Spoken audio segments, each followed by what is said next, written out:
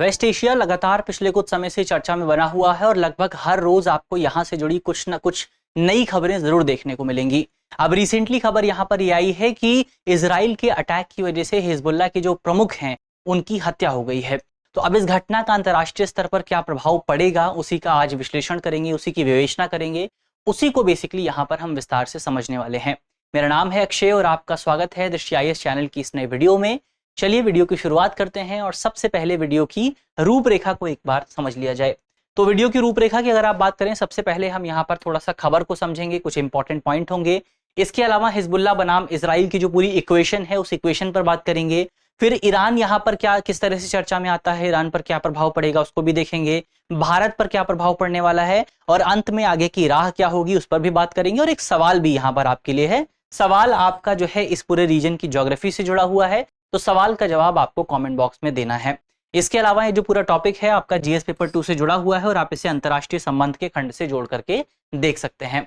चलिए वीडियो की शुरुआत करते हैं, लेकिन सबसे पहले आपके लिए एक सूचना ये है कि अगर आप UPSC एग्जाम की तैयारी कर रहे हैं तो आपकी तैयारी को, आपकी फाउंडेशन को मजबूत करने के लिए हमारे कोर्सेज मौजूद हैं। तो ये हमारे 5 सेंटर्स हैं, इन 5 सेंटर्स में से आप किसी को भी ज्वाइन कर सकते हैं। आप करोल बाग, आप जयपुर, आप प्रयागराज, लखनऊ या फिर इंदौर, किसी भी जो है सेंटर को ज्वाइन कर सकते हैं, वहां पर जानकारी प्राप्त कर सकते हैं।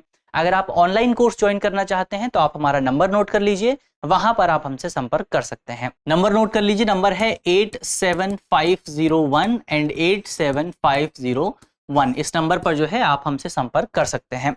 चलिए अब आगे बढ़ा जाए। सबसे पहले यहाँ पर खबर को अगर आप देखें तो खबर यही है कि इजराइल द्वारा लेबनान में हिजबुल्लाह को लक्षित करते हुए बहुत बड़े पैमाने पर जो है बमबारी की जा रही है। इस बमबारी का अगर परिणाम आप देखें तो अब तक डेटा बताता है कि 700 से ज्यादा लोगों की मौत हो चुकी है और तकरीबन 1 लाख लोग जो है यहाँ पर विस्थापित हो चुके हैं। अब इसके अलावा अगर आप देखें तो ये जो पूरा अटैक हुआ है, इस अटैक की वजह से हिजबुल्लाह के कई बड़े कमांडर्स की भी मौत हुई है और इसमें जो सबसे बड़ा नाम है वो है हसन नसरल्लाह का, जो कि हिजबुल्लाह के प्रमुख के तौर पर, जनरल सेक्रेटरी के तौर पर काम कर रहे थे तकरीबन 3 दशकों से। तो ये एक बड़ा अटैक जो है, बड़ा हमला जो है, बड़ा झटका जो है हिजबुल्लाह, लेबनान और ईरान के लिए जाना जा रहा है। इसको जो है एक बड़े अटैक के तौर पर देखा जा रहा है। इस अटैक की इंपॉर्टेंस की बात करें तो बेसिकली इस अटैक को ओसामा बिन लादेन की अटैक से जोड़ करके देखा जा रहा है, उतनी ही इंपॉर्टेंस दी जा रही है। क्यों? क्योंकि लगातार नसरल्लाह के नेतृत्व में इजराइल के लिए जो है हिजबुल्लाह एक बड़ा खतरा बना हुआ था। इससे पहले अगर आप देखें तो साल 2000 और साल 2006 में जब इजराइल ने लेबनान पर अटैक किया था तो वहां पर इजराइल को बाहर भगाने में हिजबुल्लाह ने एक इंपॉर्टेंट रोल प्ले किया था और उस समय भी जो हिजबुल्लाह था उसका नेतृत्व कर रहे थे हसन नसरल्लाह। तो इसीलिए ये जो हत्या है इतनी इंपॉर्टेंट हो जाती है। इसके अलावा उनकी हत्या को इजराइल के लिए एक बड़ी जीत के तौर पर भी इसीलिए देखा जा रहा है। तो ये सबसे पहले यहाँ पर हमने इस पूरे मामले में खबर की बात की। अब यहाँ पर हिजबुल्लाह और इजराइल के बीच में क्या इक्वेशन रही है उसको अगर आप समझें तो सबसे पहले यहाँ पर हमें हिजबुल्लाह की शुरुआत को देखना होगा। इसकी जो शुरुआत हुई थी वो 1982 में आपको देखने को मिलती है, जब इजराइल ने लेबनान पर अटैक किया था। तो इजराइल ने जब लेबनान पर अटैक किया तो इस अटैक के बैकग्राउंड में ईरान की ओर से लेबनान की मदद की गई और वहां पर एक नया ग्रुप बनाया गया, जिस नए ग्रुप को आज हम हिजबुल्लाह के नाम से जानते हैं। तो इसकी जो शुरुआत हुई थी वो इजराइल के अटैक के बैकग्राउंड में हुई थी। इसके अलावा वर्तमान समय में अगर आप हिजबुल्लाह की बात करें तो लेबनान की राजनीति, लेबनान के समाज में हिजबुल्लाह का एक इंपॉर्टेंट रोल आपको मिलता है। लेबनान की जो संसद है वहां पर हिजबुल्लाह के बहुत सारे लोग आपको मिलेंगे। लेबनान में हिजबुल्लाह जो है बहुत सारी सोशल सर्विस भी करता है। इसके अलावा वहां पर आपको जो है एक मिलिट्री ब्रांच भी देखने को मिलती है। तो ओवरऑल आप कह सकते हैं कि हिजबुल्लाह की 3 ब्रांचेस मौजूद हैं। एक ब्रांच आपका पॉलिटिकल ब्रांच है, एक सोशल ब्रांच है और एक मिलिट्री ब्रांच है। और इन तीनों ब्रांच को हेड कर रहे थे हसन नसरल्लाह, जिनकी हत्या हाल ही में इजराइल की ओर से कर दी गई है। इसके अलावा हिजबुल्लाह का जो अस्तित्व है आप कह सकते हैं कि इजराइल के खिलाफ प्रतिरोध पर निर्भर है। साथ ही अगर आप रीसेंट वॉर की बात करें कि रीसेंट ही संघर्ष क्यों शुरू हुआ है, तो इस रीसेंट संघर्ष की शुरुआत होती है 7 अक्टूबर 2023 को, जब हमास की ओर से इजराइल पर अटैक किया जाता है और इसकी वजह से इजराइल के 1200 से ज्यादा लोगों की हत्या हो जाती है। इसके बाद इजराइल हमास पर युद्ध शुरू करता है, गाजा पर युद्ध शुरू करता है और इस युद्ध का परिणाम है कि अब तक 42,000 से ज्यादा लोगों की मौत हुई है और लाखों लोग घायल हुए हैं और लाखों लोग जो है अपने घरों से विस्थापित हुए हैं। तो ये वर्तमान समय में सिचुएशन है और इसी सिचुएशन में जब गाजा पर अटैक होता है तो गाजा के साथ अपनी सॉलिडारिटी को दिखाने के लिए, हमास के साथ अपनी सॉलिडारिटी को दिखाने के लिए हिजबुल्लाह द्वारा जो है इजराइल पर अटैक किया जाता है। जब हिजबुल्ला इजराइल पर अटैक करता है तो इजराइल भी हिजबुल्ला पर अटैक करता है, लेबनान पर अटैक करता है, और इस अटैक में लेबनान के कई जो हिजबुल्ला के कई जो प्रमुख लोग थे उन लोगों की भी हत्या हो जाती है। तो ये ओवरऑल यहाँ पर आपका हिजबुल्ला और इजराइल के बीच में क्या इक्वेशन रही है, उस इक्वेशन को हमने समझा। अब यहाँ पर ईरान पर क्या प्रभाव पड़ने वाला है, उस प्रभाव की अगर आप बात करें तो ईरान यहाँ पर जो है लगातार जो वेस्ट एशिया वाला रीजन है उस पर अपने नॉन स्टेट एक्टर्स के माध्यम से एक बड़ी शक्ति के तौर पर सामने आता है। इसके नॉन स्टेट एक्टर्स कौन कौन से हैं? एक हो गया आपका हमास, एक हो गया आपका हुती विद्रोही, और एक हो गया आपका हिजबुल्ला। तो इन तीन नॉन स्टेट एक्टर्स के माध्यम से ईरान जो है वो इस पूरे रीजन में लगातार जो है एक बड़ी शक्ति के तौर पर उभर करके आता है। लेकिन पिछले कुछ समय में अगर आप देखेंगे तो इन तीन नॉन स्टेट एक्टर्स पर आपको एक बड़ी कार्यवाही देखने को मिलेगी। हमास पर जो है लगातार इजराइल कार्यवाही कर रहा है। इसके अलावा अगर आप देखें तो हिजबुल्ला के भी कई बड़े टॉप कमांडर्स की हत्या कर दी गई है। हुती विद्रोहियों के खिलाफ भी लगातार यहाँ पर कार्यवाही हो रही है। तो इस तरह से आप कह सकते हैं कि इस पूरे रीजन में ईरान की जो एक पकड़ थी वो पकड़ कहीं ना कहीं मजबूत कमजोर होते हुए आपको जो है नजर आ सकती है। इसके अलावा हिजबुल्ला जो है वो लेबनान पर लंबे समय से हिजबुल्ला जो है लेबनान में एक बड़ी शक्ति के तौर पर सामने आया है।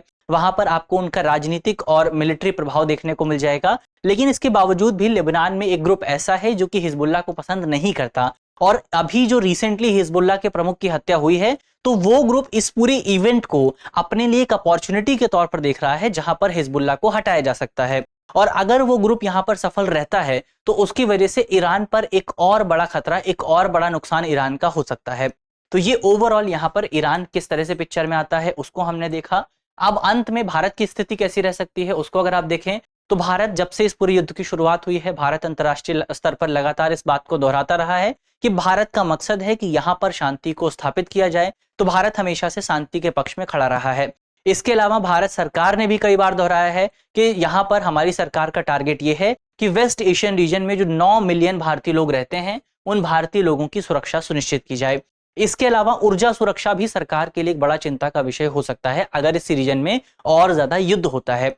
हमने पहले ही बात की थी कि हम पहले भी कई बार देख चुके हैं कि भारत जो है वो अपनी ऊर्जा जरूरतों का तकरीबन 80% हिस्सा जो है वो दूसरे देशों से मंगाता है।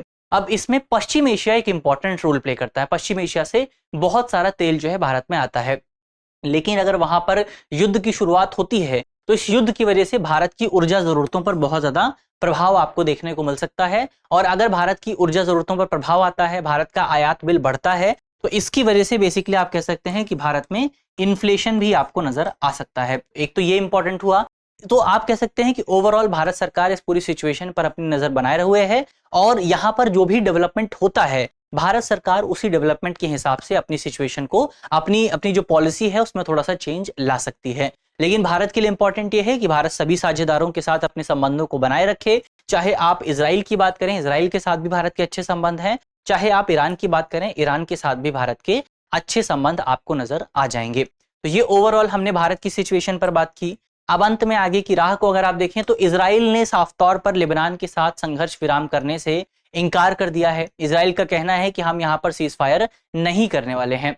इसके अलावा अभी तक ये स्पष्ट नहीं है कि इजराइल जो है वो लेबनान पर जमीनी स्तर पर अटैक करेगा या फिर नहीं करेगा। लेकिन आप यहां पर कह सकते हैं कि नसरल्लाह की हत्या जो है वो इजराइल की ओर से एक बड़े उकसावे वाले कदम के तौर पर देखा जा सकता है।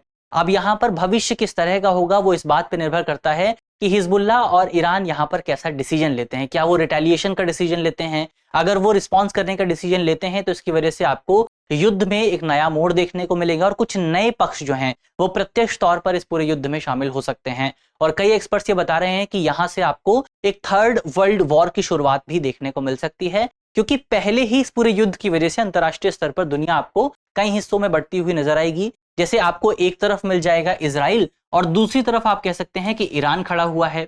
इजराइल के समर्थन में आप देखें तो आपको वेस्टर्न कंट्रीज देखने को मिलेंगी, अमेरिका देखने को मिलेगा, इसके अलावा सऊदी अरब देखने को मिलेगा। ये कंट्रीज आपका इजराइल के समर्थन में है।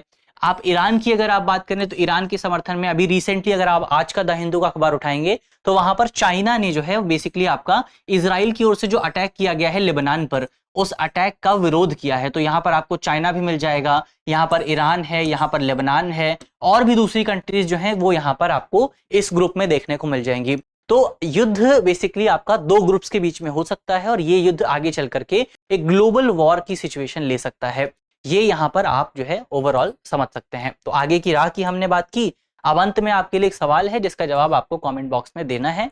सवाल है कि कौन सा जल निकाय लेबनान को इजराइल से अलग करता है और दोनों देशों के लिए एक महत्वपूर्ण समुद्री सीमा के रूप में कार्य करता है। हमारे ऑप्शन है ऑप्शन ए लाल सागर, ऑप्शन बी भूमध्य सागर, ऑप्शन सी अरब सागर या फिर ऑप्शन डी कैस्पियन सागर। तो इसका सही जवाब क्या होगा वो जल्दी से आपको कमेंट बॉक्स में बताना है। और मुझे उम्मीद है कि इस वीडियो में हमने जितने भी इंपॉर्टेंट पॉइंट्स पर बात की है वो आपको समझ में आए होंगे। वीडियो अगर अच्छी लगी है तो वीडियो को लाइक कीजिएगा, शेयर कीजिएगा।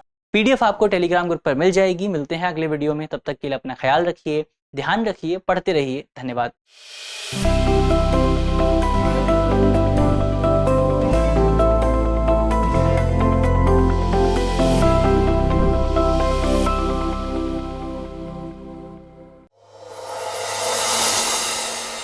डियर व्यूअर्स, अपने एग्जाम की तैयारी को और बेहतर करने के लिए हमारे चैनल को लाइक, शेयर और सब्सक्राइब करना न भूलें।